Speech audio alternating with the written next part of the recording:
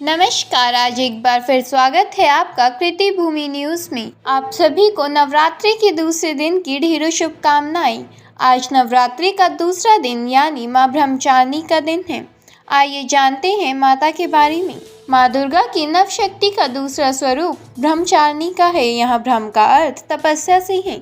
माँ दुर्गा का यह स्वरूप भक्तों और सिद्धों को अनंत फल देने वाला है। इनकी उपासना से तप, त्याग, वैराग्य, सदाचार और संयम की वृद्धि होती है। ब्रह्मचारिणी का अर्थ तप की चारणी यानी तप का आचरण करने वाली देवी का यह रूप पूर्व ज्योतिर्मय और अत्यंत भव्य है। इस देवी के दाएं हाथ में जप की माला है और बाएं हाथ में यह कमंडल धारण किए हुए हैं। पूर्व जन्म में इस देवी ने हिमालय के घर पुत्री रूप में जन्म लिया था और नारद जी के उपदेश से भगवान शंकर को पति रूप में प्राप्त करने के लिए घोर तपस्या की थी।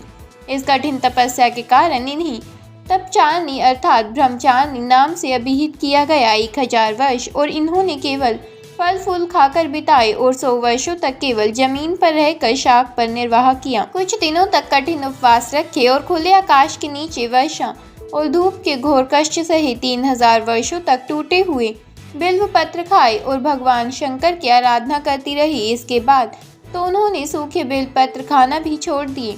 कई हजार वर्षों तक निर्जल और निराहार रहकर तपस्या करती रहीं। पत्तों को खाना छोड़ देने के कारण ही इनका नाम अपर्णा नाम पड़ गया।